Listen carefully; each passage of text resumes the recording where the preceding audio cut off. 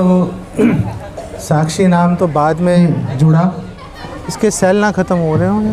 Cell है किसके? Cell है। अच्छा अभी तो बंद रखो। सो पहले तो सिर्फ गोपाल नाम के से ही प्रसिद्ध थे और ये विग्रह वृंदावन में थे। पहले तो वृंदावन में कहाँ पे थे? जहाँ पे राधा गोविंद देव जी का मंदिर है, पहले विग्रह वहाँ पर थे। और वो जब विग्रह वहाँ से आ गए तो उसके बाद में वहाँ पर जब भी राधा गोविंद देव जी के विग्रह बाद में स्थापित हुए। सो इसकी आवाज़ कम है, उसकी आवाज़ ठीक थी। है क्या करूं? हरे कृष्णा हरे कृष्णा। इसके सेल चेंज कर दो ना।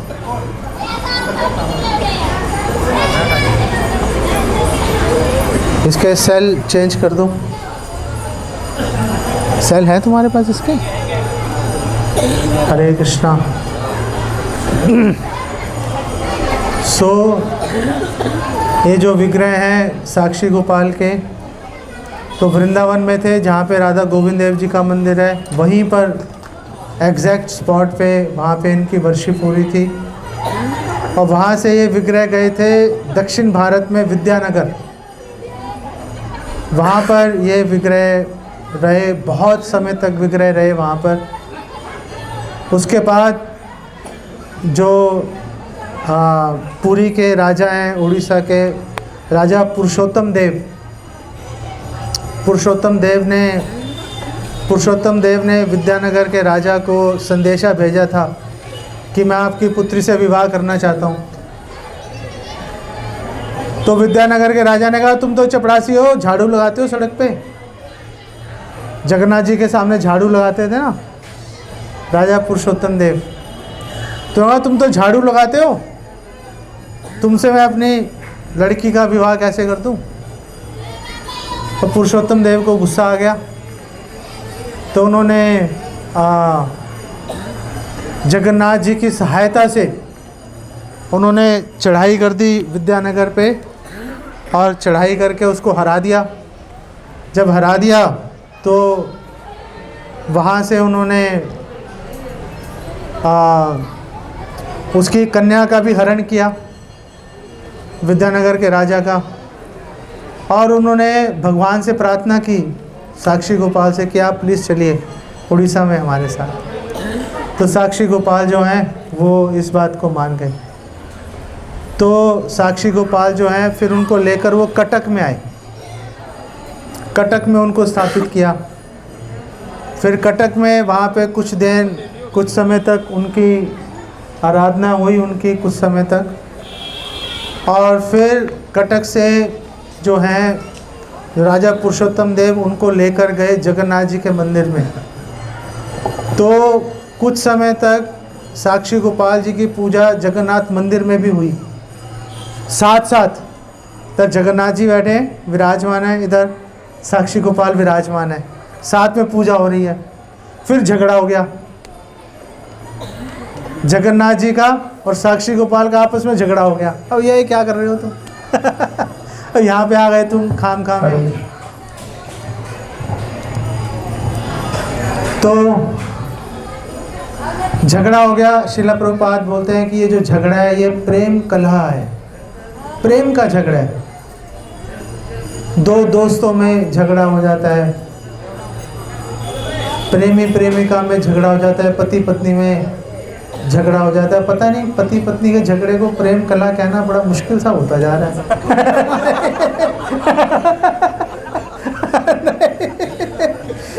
तो एक दूसरे का सिर फाड़ने के लिए तैयार है रोज। माता जी यहाँ पे हैं कि नहीं है?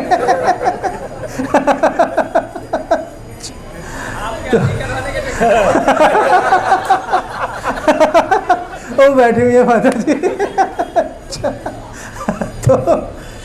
तो आपस में झगड़ा हो गया उनका। ये भैया तुम यहाँ पे आ गए, परेशान कर दिया तुमने, मैं आराम से 56 भोग लगा रहा था, अब बीच में आ गए तुम। भगवान ऐसा झगड़ा कर लेते हैं भगवान। मैं घटना याद नहीं आ रही मुझे। हरि बोल, हरि बोल। सो बैठ जाओ। सो एक घटना मुझे वो भगवान विग्रह का नाम याद नहीं आ रहा मुझे, थोड़ा जोर लगाऊंगा तो नाम भी याद आ जाएगा। तो उसमें विग्रह ये मेरे ख्याल राजापुर, अभी हम नवद्वीप जाएंगे मायापुर, तो वहाँ पे जो है नवद्वीप की मायापुर की घटना है कि भगवान की वर्शिप हो रही है, तो कहीं से एक विग्रह और आ गए। तो विग्रह आ गए, तो जो विग्रह आए तो विग्रह की भी साथ में सेवा शुरू हो गई, भगवान के विग्रह की दूसरे। तो कुछ देर बाद पुजारी के सपने में वो भगवान के विग्रह जो ओरिजिनल है, जो पहले से थे, वो आए।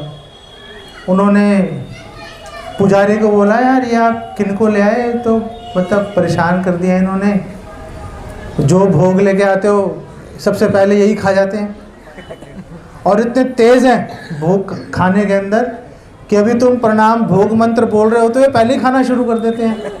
हमारा नंबर ही नहीं आ रहा भाई, भूख से मरे जा रहे हैं, इनको हटाओ यहाँ से। तो फिर पुजारी ने उनके लिए अलग एक भोग की प्लेट लगानी शुरू की। फिर उनके सपने में आए, उन्होंने बोला अब ठीक है भाई, अब काम चल रहा है, अब तो मैं ढूंढ लूँगा, याद करूँगा तो ढूंढ लूँगा। मायापुर में ही है, मायापुर जाने में अभी 24 घंटे हैं, तब तक याद आ जाएगा मुझे। तो ये प्रेम कला है। जैसे जगदानंद पंडित हैं, वो प्रेम कला कर रहे थे। चैतन्य महाप्रभु से एक बार चंदन की लकड़ी का तेल लेके आए और उन्होंने गोविंद को दिया। गोविंद चैतन्य महाप्रभु का सर्वेंट है, तो उन्होंने कहा भैया ये महाप्रभु को जो है उनके सिर की मालिश कर देना, अच्छा है, इनसे उनको फ़ायदा होगा। तो गोविंद ने, अब जगदानंद पंडित सब डरते थे सारे, भैया 1 मिनट में गुस्से में आ जाते हैं ये। तो उसने कहा ठीक है मैं बोल दूंगा। तो ये फ़ोन बंद कर लो भाई, किसका फ़ोन बज रहा है? अच्छा आपका तो बजता रहे फ़ोन, इनके सेवा चालू है ना। तो अब वो गोविंद ने चैतन्य महाप्रभु को बोला कि वो जगदानंद पंडित वो चंदन की लकड़ी का तेल लेके आए और बोल रहे हैं कि आपकी मालिश इससे किया करो। तो चैतन्य महाप्रभु ने कहा तुम्हारा दिमाग खराब हो गया क्या? इस तेल से मैं मालिश करूँगा, मेरे से खुशबू आएगी लोग कहेंगे और वही खुशबू लगा के चल रहा है, कैसा सन्यासी है, क्या मेरा अपमान करना चाहते हो क्या तुम मेरा? तो गोविंद ने बोला फिर अब जगदानंद पंडित को यही बात बोल दूँ क्या जाके?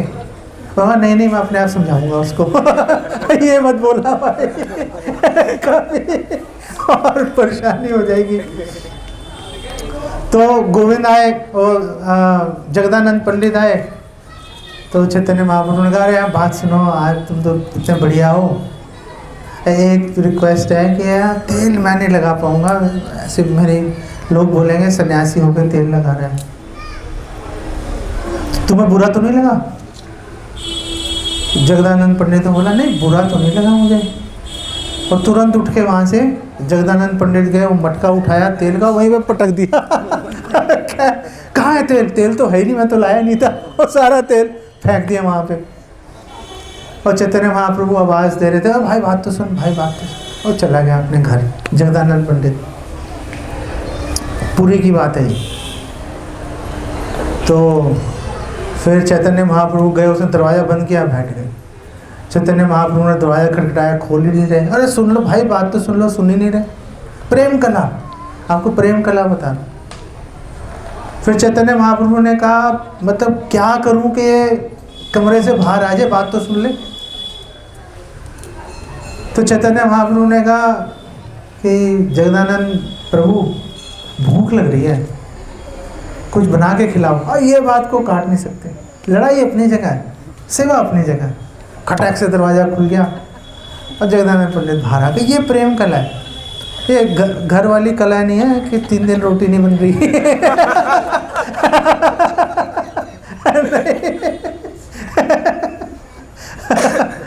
तो अब फटाक से दरवाज़ा खोला, आए और भोजन में महाप्रभु की तरफ देखा भी नहीं, देखा नहीं महाप्रभु की तरफ, बोले नहीं, देखा नहीं, बनाया और बना के भगवान को भोग लगाया, उनको दिया। अब महाप्रभु ने भोजन किया।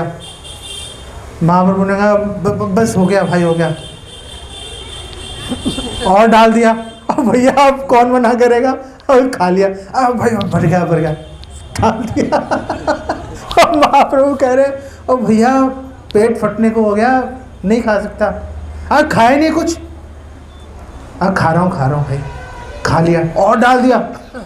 महाप्रभु ने कहा भैया माफ़ करो, मैं नहीं खा सकता, और अब तुम बैठो खा लो, अभी नहीं खाऊंगा, बाद में खाऊंगा। नहीं अभी खाना पड़ेगा, नहीं अभी मुझे कुछ काम है, बाद में खाऊंगा। तो महाप्रभु ने, हम वो जगह पे जा नहीं पाए, इस्कॉन मंदिर के पास ही है वो जगह, जो जगदानंद पंडित जहाँ पे रहते थे, इस्कॉन मंदिर के पास है। तो फिर महाप्रभु ने गोविंद को कहा भैया यहीं पे बैठा रहे, और जब तक ये खाए नहीं यहाँ से आइए मत, और आके जब ये खा ले तो आके मुझे बताइए कि हाँ जी खा लिया, तब मेरा मन शांत होगा। तो ये प्रेम कला है, ये प्रेम कला है। तो जगन्नाथ जी ने बोला भैया आगे परेशानी खड़ी कर दी तुमने, जाओ यहाँ से। तो फिर पुरुषोत्तम देव ने उनके सपने में आए थे और बोला भैया इनकी अलग जगह कोई बनाओ। तो फिर पुरुषोत्तम देव ने यहाँ पर जो है भगवान के साक्षी गोपाल के यहाँ पे रहने का निवास बनाया। वो कितना सुंदर निवास बनाया। तो तब से जगन्नाथ जी यहाँ पर हैं तब से। और उठाना नहीं है।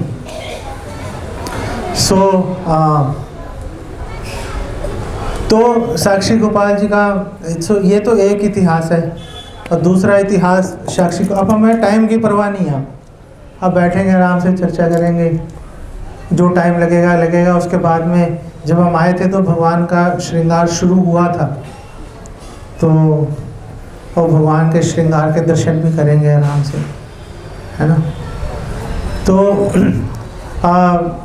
चैतन्य महाप्रभु यात्रा कर रहे थे, तो जाजपुर से होते हुए, जो जाजपुर है वो भगवान का जो है एक अस्त्र है, गदा है जाजपुर। तो जाजपुर से जाजपुरा से चैतन्य महाप्रभु आ रहे थे, तो यहाँ पर साक्षी गोपाल में पहुँचे थे। नित्यानंद प्रभु यहाँ पे पहले आ चुके थे, और नित्यानंद प्रभु को जो है साक्षी गोपाल का इतिहास पता था। तो नित्यानंद प्रभु ने साक्षी गोपाल का इतिहास चैतन्य महाप्रभु को सुनाया।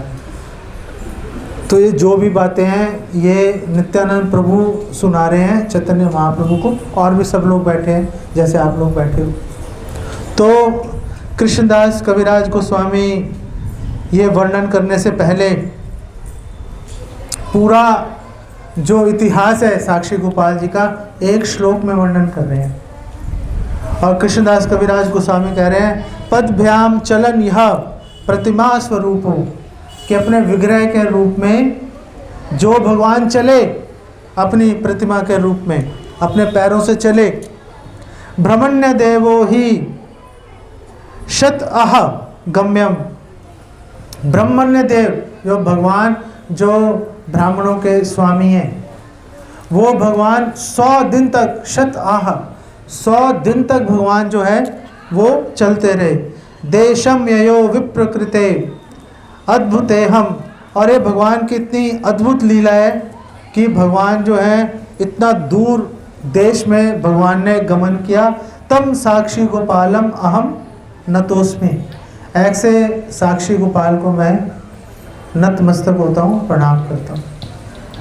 तो हुआ क्या था, 2 ब्राह्मण थे, एक वृद्ध ब्राह्मण और एक युवा ब्राह्मण। विद्यानगर के निवासी थे दोनों। और वृद्ध ब्राह्मण की इच्छा थी कि मैं सारे जो तीर्थ स्थान है उनका भ्रमण करके आऊँ मैं। वो भ्रमण करने के लिए निकले, तो युवा ब्राह्मण भी भ्रमण करने के लिए तीर्थ यात्रा के लिए निकला था, तो दोनों साथ में हो गए।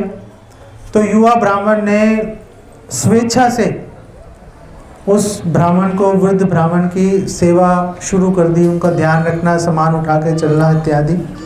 और वो चले और चलते चलते जो है वो अनेक स्थानों की उन्होंने यात्रा की। गया गए, काशी गए, प्रयाग गए, फिर मथुरा आए, मथुरा वृंदावन सारे उन्होंने मंदिरों के दर्शन किए, और आखिर में घूम के वो पहुंच गए गोपाल जी के यहाँ पे। और गोपाल जी के विग्रह मैंने आपको बताया था कि उस जगह पे स्थित थे उस समय जहाँ पे आज राधा गोविंद देव जी का मंदिर है, ठीक है ना। तो वहाँ पर जब वो बैठे तो वो ब्राह्मण ने उनको बोला, वृद्ध ब्राह्मण ने बोला कि तुम्हारी सेवा से भाई मैं बहुत संतुष्ट हो गया, मुझे बहुत अच्छे से तुमने सेवा की, इतनी सेवा तो मेरा अपना बच्चा भी नहीं कर पाएगा जितनी सेवा तुमने मेरी की है, तो इसलिए मैं तुम्हें अपनी पुत्री दान में देना चाहता हूँ। वो युवा ब्राह्मण एकदम हैरान हो गया। उसने बोला ये तो बहुत अचंभे की बात है, आप ऐसा तो होता नहीं है, आप ऐसा कैसे कह रहे हो, आप इतने पढ़े लिखे हो, इतने ऊंचा कुल है आपका, इतने धनवान हो, मेरी बात जो है, मेरे पास ना ऊंचा कुल है, ना पैसा है, ना मैं पढ़ा लिखा हूँ, तो आप मतलब आपकी कन्या को मैं कैसे वरण कर सकता हूँ, ये तो नहीं हो सकता, ये मैं इसे स्वीकार नहीं करता। तो ब्राह्मण ने बोला नहीं, जो मेरी पुत्री है, मेरा धन है, मेरी संपत्ति है, मैं किसी को भी दे सकता हूँ। तो मेरे मन में इच्छा है कि मैं ये जो है ये मैं तुम्हें दान करना चाहता हूँ अपनी पुत्री। तो उस युवा ब्राह्मण ने बड़ा विरोध जताया। उसने बोला ऐसा नहीं होता, आप अभी भावनाओं में बह रहे हो, ऐसा नहीं होता। ऐसा एक बार पहले भी हुआ था, तब भी बहुत प्रॉब्लम हो गई थी, पहले भी एक बार हो चुका है ऐसा। अब आप में से कोई बता सकता है कि पहले कब हुआ है ऐसा? हाँ, कि पहले ऐसा हुआ हो और प्रॉब्लम आ गई हो? नहीं। दक्ष और शिव जी में कैसे होगा? दक्ष बल्कि उल्टा था, वहाँ तो दक्ष लड़ाई कर रहा था, वो तो उल्टा था। तो उन्होंने कहा कि पहले जो है भीष्मक ने भी ऐसा किया था, भीष्मक ने भी ये वादा कर दिया था मैं अपनी पुत्री रुक्मिणी को, कृष्ण को दान करूँगा। एक घर वाले नहीं माने, रुक्मिणी नहीं माना, तो बहुत प्रॉब्लम हो गई, उसकी पिटाई करनी पड़ी, कितने लोग मर गए उसके अंदर, युद्ध के अंदर। तो ब्राह्मण ने बोला कि देखो पहले भी ऐसा हो चुका है और बड़ी प्रॉब्लम हुई है, आप अब ऐसा बोल रहे हो, बहुत प्रॉब्लम होगी, आप रहने दो। तो ब्राह्मण ने बोला नहीं, मैं गोपाल जी के सामने साक्षी देता हूँ, ये गोपाल जी जो हैं ये मेरे साक्षी हैं, मैं वचन दे रहा हूँ कि मैं अपनी कन्या का विवाह तुमसे करूँगा। तो ठीक है, कोई बात नहीं, आपने साक्षी दे दी, बात खत्म हो गई।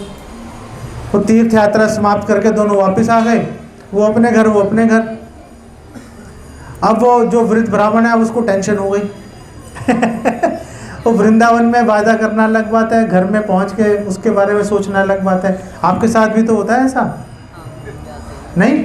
जब हम तीर्थ यात्राओं पे जाते हैं, वृंदावन जाते हैं, कितनी चीज़ें हम बोल के आते हैं, घर आते ही सब टाइम फिस हो जाती है, नहीं ये करेंगे वो करेंगे कल से।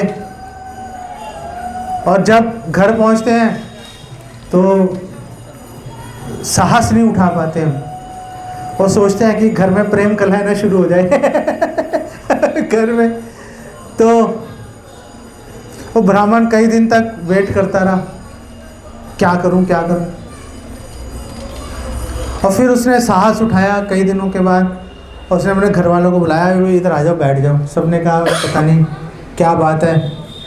तो उसने अपनी पत्नी को, बच्चे को और रिश्तेदारों को बुला के बिठाया। उन्होंने कहा देखो मैं वृंदावन गया था ना, तो वहाँ पे मैंने ऐसे ऐसे जो है वचन दिया है उन फलाने लड़के से अपनी कन्या का विवाह करने का। तो सबने बोला क्या दिमाग खराब हो गया तुम्हारा, क्या दिमाग खराब हो गया, तुरंत तुमसे हम अपना संबंध खत्म कर देंगे, जहर खा के मर जाएंगे अगर तुमने ऐसा किया तो ब्राह्मण ने बोला भाई मैंने वचन दे रखा है। बोले वचन वचन क्या होता है? तो यार भगवान के सामने वचन दिया मैंने। तो लड़के ने बोला आप सिर्फ ये बोल देना भाई ठीक से याद नहीं आ रहा कुछ, बाकी मैं अपने आप संभाल लूंगा। याद सा नहीं आ रहा, पता नहीं क्या हो रहा है, चुपचाप बैठो। हम बोल देते हैं ना, माँ बाप को बोल देते हैं जब बच्चे बड़े हो जाते हैं, माँ बाप को बोलते हैं चुपचाप बैठो। नहीं, अगर आपके बच्चों ने नहीं बोला बस थोड़ा सा इंतजार करो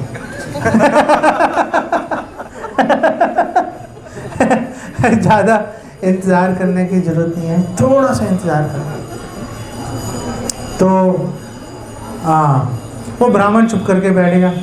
उधर वो युवा ब्राह्मण इंतज़ार करे जा रहा है, भैया क्या हुआ शादी का, बोला था और भूल तो नहीं गए।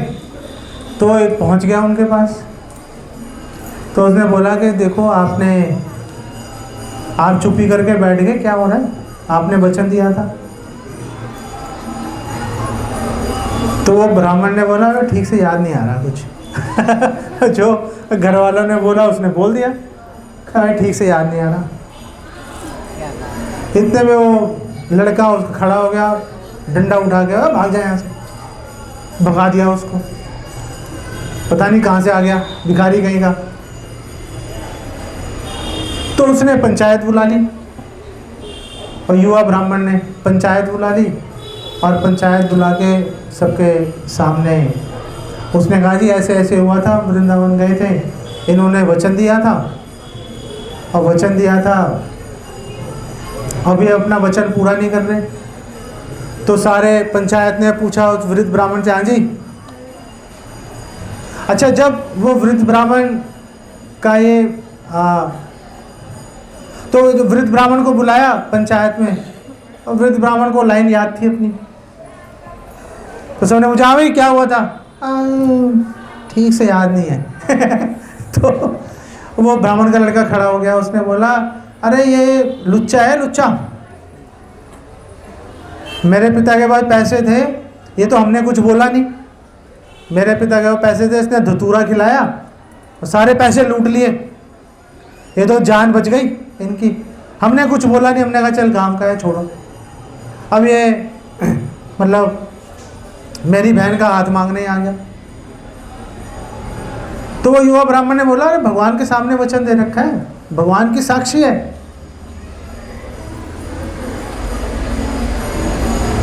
तो वो जो वृद्ध ब्राह्मण है वो भगवान के सामने प्रार्थना कर रहा था, वृद्ध ब्राह्मण। और वृद्ध ब्राह्मण ने भगवान को बोला कि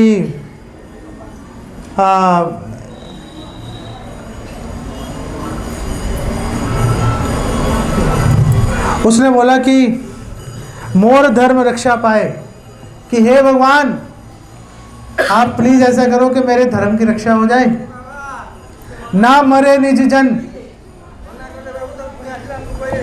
और मेरे घर के लोग भी जो हैं वो मरे भी नहीं। जैसे हम साक्षी गोपाल जी के मंदिर गए थे तो वहाँ पे हमने देखा कि एंट्री करने के लिए 20 रुपये चार्ज कर रहे थे सबसे। मैं हैरान हो गया देख के कि आखिर मंदिर में घुसने के लिए 20 रुपये क्यों चार्ज कर सकता है कोई मंदिर तो भगवान का है। लेकिन अगर सिर के ऊपर अगर सैद्धांतिक विचारधारा ठीक नहीं हो तो धीरे धीरे हमें पता भी नहीं चलता कब हम उल्टे काम करना शुरू कर देते हैं।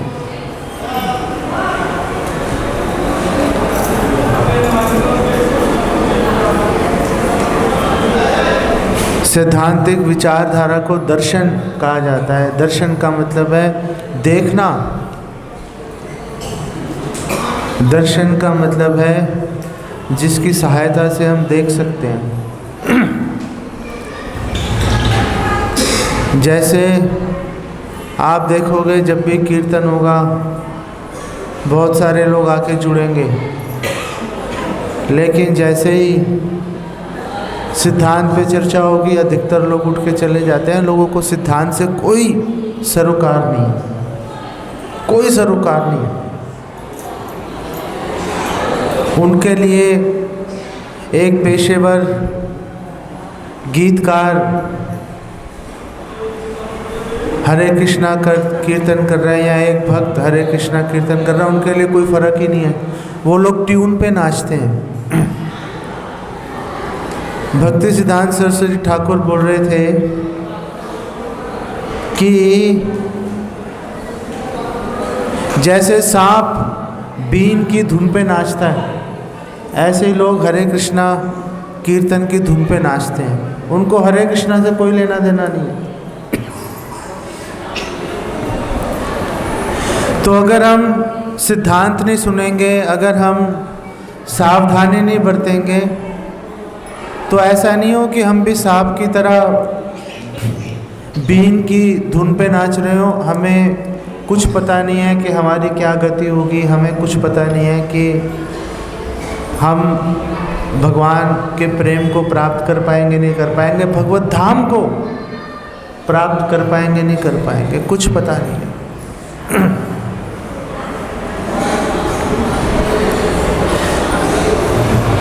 साक्षी गोपाल वो स्थान है, सत्यवादी है जगह का नाम, लेकिन स्टेशन का नाम साक्षी गोपाल रखा। साक्षी गोपाल वो स्थान है जहाँ पे कि स्वयं नित्यानंद प्रभु ने चैतन्य महाप्रभु को इतिहास बताया था, और वहाँ के पंडित वो इतिहास बताने से रोक रहे हैं। और क्या गजब की बात है। मतलब सीधा नित्यानंद प्रभु पे उनका बस नहीं चला, वो उस समय थे नहीं तो नित्यानंद प्रभु को भी रोकने की कोशिश कर लेते।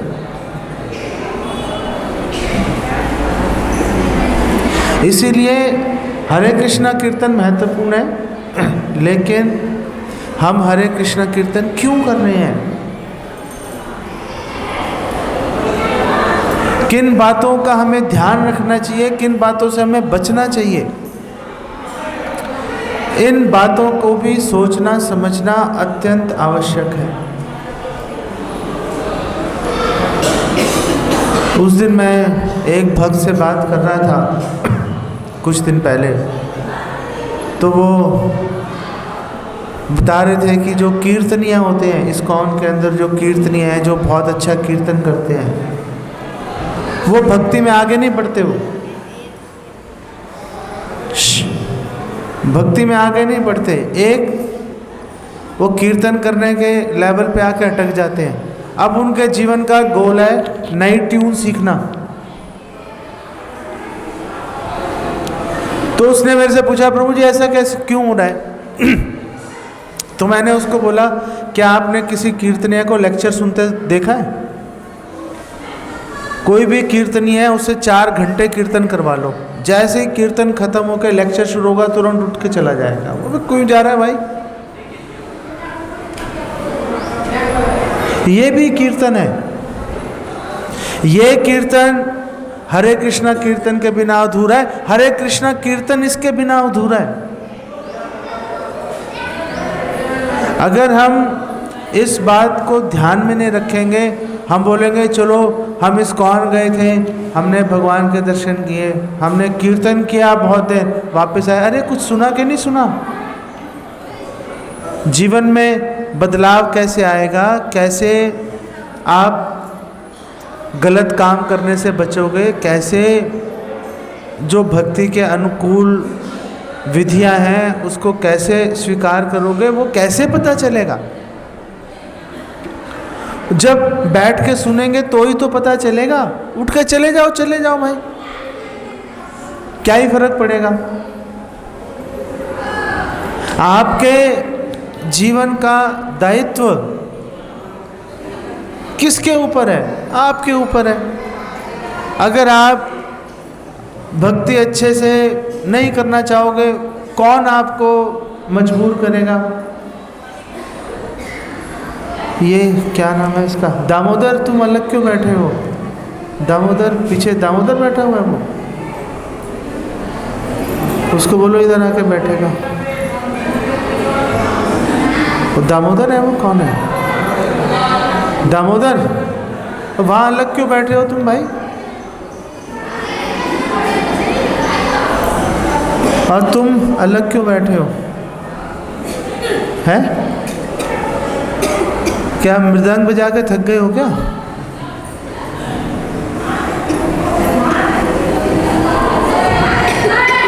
जब जप करना है जप करो, सुनना है सुनो भाई बैठ के। ऐसे थोड़ा ना है कि आप स्वच्छंद व्यवहार करोगे। भक्ति का मतलब है अनुशासन, भक्ति का मतलब है गुरु की बात को, सीनियर भक्तों की बात पे चलना, उनकी बात को सुनना। ऐसा नहीं है कि जब के टाइम पे घूमो फिरो सो जाओ और जब लेक्चर की बारी आएगी तो उस समय जप करना शुरू कर देना। ऐसे नहीं चलता। जिस व्यक्ति ने स्वच्छंद स्वभाव से अपने अनुसार कार्य किया है वो कभी आगे नहीं बढ़ा। हमेशा सबके साथ मिलके हमेशा आचरण करना पड़ेगा। एक बार मुझे आज भी याद है, मैं बड़ौदा मंदिर में गया था एक बारी। हम 8-10 भक्त थे, तो उस समय वहाँ पे वासु घोष प्रभु थे, प्रभुपाद के शिष्य हैं वो। सर्दियों का टाइम था तो हमने उनको रिक्वेस्ट किया आप कुछ बोलिए। तो वहाँ पे वो दरियाँ बिछी हुई थी, मैं दरी जहाँ से बिछी हुई थी मैं उसके साथ ज़मीन पर बैठ गया। ठंडी ज़मीन थी। तो वासु घोष प्रभु ने मुझे बोला क्या तुम बहुत शुद्ध भक्त हो क्या, जो तुम सब लोग दरी पे बैठे हुए हैं, तुम भैया अलग से ज़मीन पे बैठे हुए हो, क्योंकि तुम बिल्कुल अलग हो कोई व्यक्ति।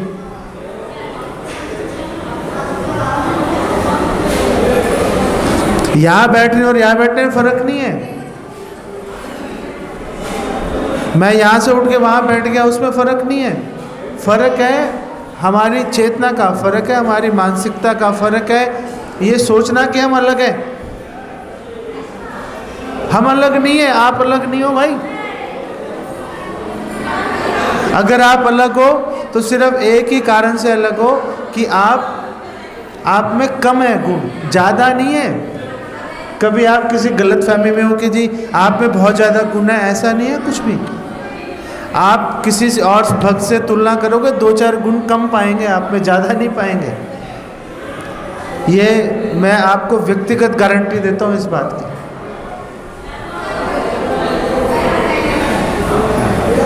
तो आप ये बात मैं क्यों बोल रहा हूँ?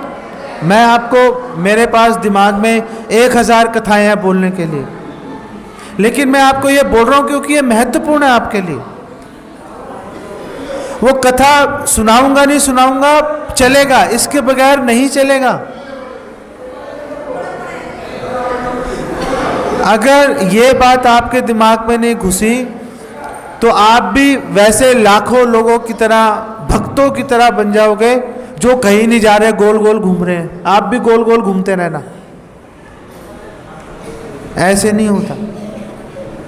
जैसे वो गोल घूमना शुरू कर दिया ना उन्होंने साक्षी गोपाल में, वो पंडितों ने गोल गोल घूमना शुरू कर दिया। वो कैंसर से उसका मुंह फट गया, उसका पुजारी का। फिर भी उसके समझ नहीं आई कि मौत तेरे करीब है भाई, तू मरने वाला है, कैंसर हो गया तेरे को, तंबाकू खा खा के तेरा मुंह फट गया सारा, फिर भी तू भक्तों से 20-20 रुपए ले। भक्त अपनी मर्जी से हजारों रुपए दे देंगे, वो परवाह नहीं है। आपने साक्षी गोपाल पे निर्भरता खत्म करके आपने अपने भरण पोषण का जिम्मा अपने सिर पे ले लिया। पता नहीं साक्षी गोपाल करेंगे नहीं करेंगे, मैं ही सबसे 20-20 रुपए ले लेता हूँ। अरे 20 रुपए से क्या हो जाएगा यार, क्या हो जाए, भगवान अपने आप करेंगे ना, भगवान अपने आप तुम्हारा ध्यान रखेंगे। तो अगर हम दर्शन, अगर हम सिद्धांत पूरी गंभीरता से नहीं सुनेंगे तो संभव नहीं है कि हम आध्यात्मिक प्रगति कर पाए। इसलिए हमें हमेशा सुनने के लिए लालायित रहना चाहिए, मौके ढूंढने चाहिए सुनने के लिए, हमेशा मौके ढूंढने चाहिए सुनने के लिए। तो बात हम साक्षी गोपाल की कर रहे थे, अब साक्षी गोपाल जी की बात आ गई है, वो कथा भी पूरी कर देता हूँ किसी तरीके से। तो हम वो बात कर रहे थे कि वो जो युवक ब्राह्मण है उसने बोला कि आपने अपनी कन्या मुझे देने के लिए वचन दिया था। वृद्ध ब्राह्मण देना भी चाहता था कन्या को, लेकिन घर वाले विरोध कर रहे थे। तो पंचायत बैठी, और जब पंचायत बैठी तो पंचायत वालों ने उसके सामने ब्राह्मण ने, युवा ब्राह्मण ने बोला कि देखो आपने तो गोपाल के सामने वचन दिया था, साक्षी दी थी। तो बोला उनको ले आओ, उनको ले आओ, सामने आमने बात हो जाएगी, बात खत्म हो जाएगी।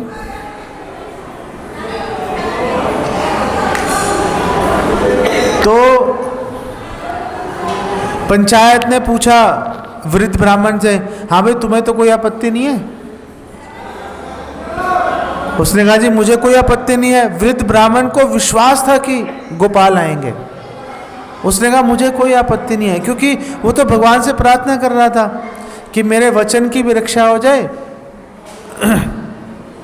मोर वचन रक्षा पाए ना मरे मोर जन, कि मेरे वचन की रक्षा भी हो जाए और मेरे घर वाले मरे भी नहीं। हे गोपाल तुम आए लई नु शरण, कि हे गोपाल मैं तुम्हारी शरण ले रहा हूँ, प्लीज रक्षा करो। तो उसको पूरा विश्वास था वृद्ध ब्राह्मण को, और युवा ब्राह्मण को भी पूरा विश्वास था कि वो भाई जब साक्षी लिए तो आना पड़ेगा, ऐसा थोड़ा ना कि साक्षी लिए आएंगे नहीं भाई हम।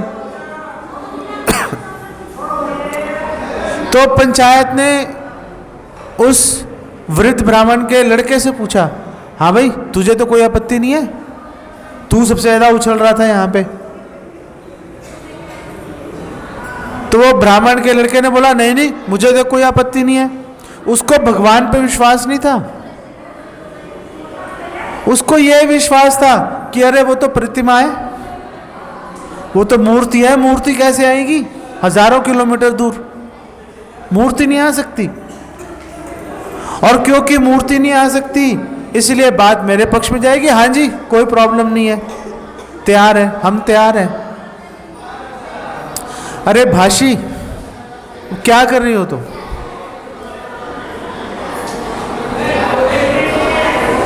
तुम्हें 1 घंटे से देख रहा हूं मैं, सारा पूरा मेरा ध्यान खराब कर रही हो तुम। सो वो ब्राह्मण के बेटे ने बोला कि हाँ मुझे कोई प्रॉब्लम नहीं है, आप लेके आओ। वो आके बोलेंगे हम मान लेंगे, क्योंकि आना ही नहीं है, आना ही नहीं है, बात खत्म हो गई। अब वो युवा ब्राह्मण गया वृंदावन, और वृंदावन गया और वृंदावन जाके उस युवा ब्राह्मण ने गोपाल को बोला कि देखो, आपको याद है ना, आपके सामने ऐसे ऐसे बात हुई थी, मैंने ये बोला था, उस ब्राह्मण ने ये बोला था, अब वो मना कर रहा है, अब आपको मतलब चलना पड़ेगा। तो गोपाल ने उनसे प्रश्न पूछा। भगवान के विग्रह ने उससे एक प्रश्न पूछा, उस ब्राह्मण से, और प्रश्न ये पूछा कि तुम्हारे शादी ब्याह के मामले में मैं क्यों जाऊं? शादी ब्याह के मामले में मैं क्यों जाऊं? तो युवा ब्राह्मण ने उत्तर दिया, उसने कहा मुझे वो कन्या नहीं चाहिए। ऐसा नहीं है कि मैं वो कन्या चाहता हूं, मुझे नहीं चाहिए, लेकिन मुझे इस बात की चिंता है कि उस ब्राह्मण की, वृद्ध ब्राह्मण का वचन ना टूट जाए। मुझे उसके वचन की चिंता है, अपनी चिंता नहीं है मुझे। आप समझे? वो ब्राह्मण कह रहे हैं कि मुझे वो कन्या से कोई लेना देना नहीं है, होगा होगा, नहीं होगा नहीं होगा, लेकिन मुझे चिंता है उस ब्राह्मण के वचन की। आपके सामने वचन दिया था, उसका वचन नहीं टूटना चाहिए किसी हालत में।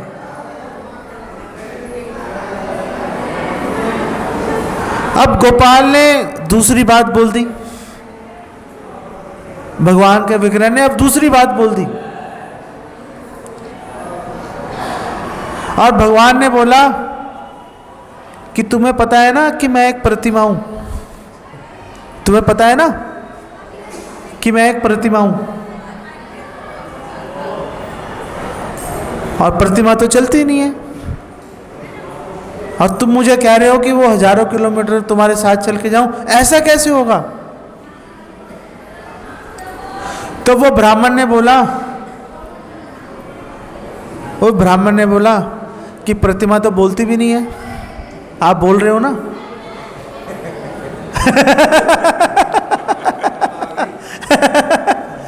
और ब्राह्मण ने कहा कि प्रतिमा तो बोलती नहीं है, आप बोल रहे हो, इसका मतलब आप चलोगे भी।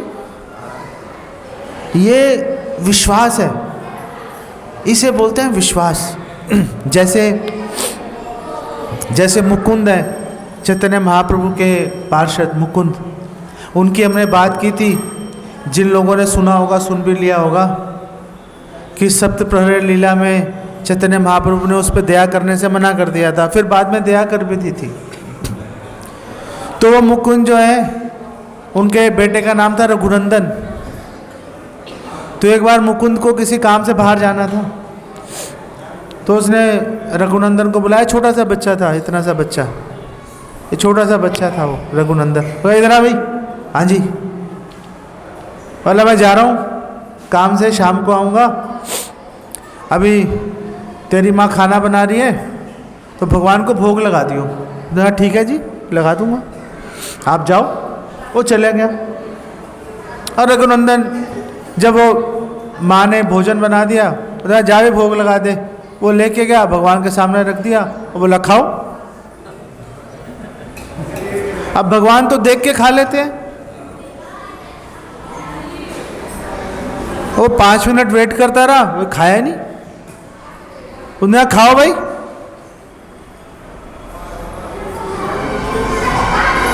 अगर आपने खाया नहीं और मेरे पिताजी पिटाई करेंगे मेरी, तो भाई तेरे को एक काम दिया था, वो काम नहीं किया तूने।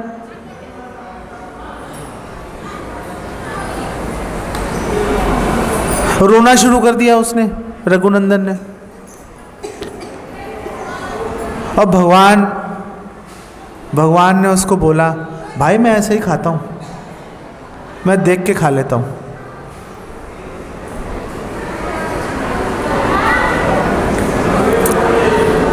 जैसे हम रोज दर्शन आरती में बोलते हैं ना, अंगानि यस्य सकलेंद्रिया वृत्तिमंती पश्यंती पांति कल्यंती चिरम जगंती। भगवान की सारी इंद्रियां दिव्य हैं, भगवान अपनी किसी भी इंद्रिय से कोई भी काम कर लेते हैं। भगवान भौतिक प्रकृति को देखते हैं, सारे जीवों का गर्भाधान कर देते हैं।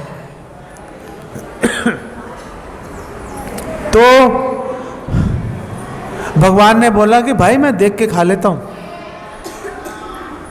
उसने कहा देखो मुझे आपकी बात पे विश्वास नहीं हो रहा। और रघुनंदन कह रहा है भगवान को कि आपकी बात समझ में नहीं आ रही भाई, जैसे मैं खा रहा हूं वैसे खाओगे तो समझ में आएगी बात। और भगवान को खाना पड़ा। अब भगवान ने खाया, और जब भगवान ने खा लिया, रघुनंदन प्लेट ले आके माँ को दे दी उसने। माँ ने प्लेट देखी खाली, रघुनंदन को देखा, रघुनंदन ने माँ को देखा तो कुछ बोली नहीं। शाम को मुकुंद आए, और मुकुंद ने आवाज़ लगाई रघुनंदन की माँ को, हाँ भाई प्रसाद दे दो। उसने कहा प्रसाद कहाँ है, वो सब खा लिया। क्या मतलब प्रसाद नहीं है? उसने कहा मैंने तो रघुनंदन को दिया था भोग लगाने के लिए, हो सकता है उसको भूख लगी होगी, सारा वही खा गया। क्या ऐसा कैसे हो गया, छोटा सा बच्चा इतना सब कैसे खा गया? तो बुलाया, हाँ भाई क्या हुआ?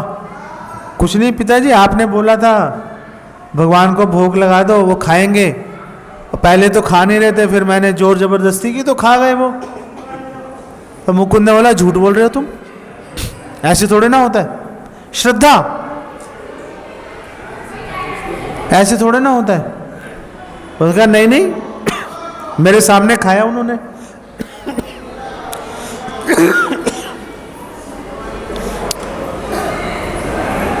तो मुकुंद ने बोला मेरे सामने खिला के दिखाओ। हाँ जी ठीक है। तो मुकुंद पर्दे के पीछे छुप गए और रघुनंदन गए, और रघुनंदन ने बोला एक लड्डू लेके गए, लड्डू। रघुनंदन ने बोला मुझे पता है अभी खाया आपने, एक लड्डू भी खा लो। अब भगवान ने आधा लड्डू खाया। तो मुकुंद को समझ में आया कि भैया श्रद्धा की बड़ी बात है। और फिर मुकुंद, रघुनंदन वगैरह सब ये नवद्वीप में रहते थे ना, तो ये हर साल जाते थे पुरी में। तो पुरी गए तो चैतन्य महाप्रभु सबसे मिल रहे थे, और सारे भक्त व्यक्तिगत रूप से चैतन्य महाप्रभु से मिलते थे, अपने बारे में बताते थे, अपने परिवार के बारे में बताते थे, उनसे बहुत सारी बातें पूछनी होती थी, बहुत सारी बातें पूछते थे। मुकुंद भी सामने आया। तो चैतन्य महाप्रभु ने मुकुंद से सवाल पूछा। दोनों सामने बैठे थे, मुकुंद और रघुनंदन। तो चैतन्य महाप्रभु ने पूछा, हाँ भाई तुम में से बाप कौन है और बेटा कौन है? तो मुकुंद ने बोला रघुनंदन मेरा बाप है, मैं इसका बेटा हूं। अब भक्ति में बढ़ गया ना वो, और भक्ति में बढ़ गया, श्रद्धा ज्यादा है उसकी श्रद्धा ज्यादा है ना, भक्ति में बढ़ गया। तो वो ब्राह्मण ने बोला कि आप बोल सकते हो तो चल भी सकते हो। तो भगवान मुस्कुराए। भगवान ने बोला ठीक है, तुम्हारे पीछे पीछे चलूंगा मैं, पीछे मुड़ के मत देखना, तुम्हारे पीछे पीछे चलूंगा। और मुझे कैसे पता चलेगा आप पीछे आ रहे हो? उन्होंने कहा मेरी पायल की आवाज आएगी तुम्हें, और रोज मुझे 1 किलो चावल का भोग लगाना रोज, और जहां तुमने पीछे मुड़ के देखा वहीं पे मैं स्थापित हो जाऊंगा, फिर नहीं हिलूंगा अपनी जगह से। तो कहा ठीक है। 100 दिन तक चलते रहे, 100 दिन तक चलते रहे, और चलते चलते पहुंच गए विद्यानगर के पास, पहुंच गए बॉर्डर पे पहुंच गए। अब उस युवा ब्राह्मण ने सोचा कि अब तो चलो बॉर्डर पे पहुंच गए हैं, देखो पीछे आ रहे नहीं आ रहे। उसे पीछे मुड़ के देखा, भगवान वहीं पे स्थापित हो गए। भगवान ने बोला अब नहीं जाऊंगा आगे, अब जिसको लाना यहीं पे ले आओ। तो वो ब्राह्मण गया, सब लोगों को बुला के लाया। भगवान ने साक्षी दिया। भगवान ने बोला भी ऐसे ऐसे बात हुई थी। अब वृद्ध ब्राह्मण ने बोला हाँ मुझे याद आ गया। अचानक से उसको याद आ गई सारी बातें।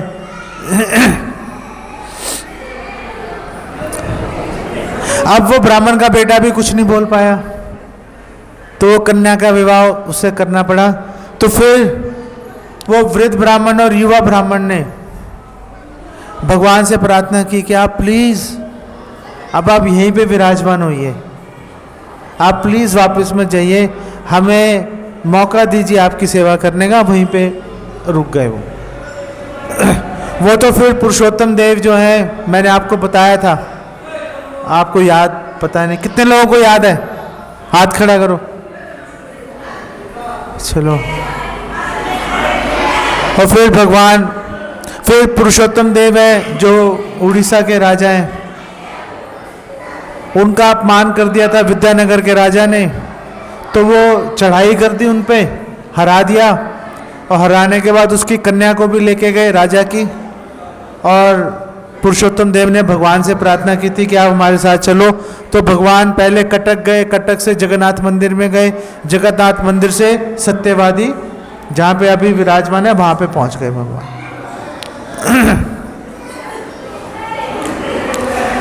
श्री श्री साक्षी गोपाल की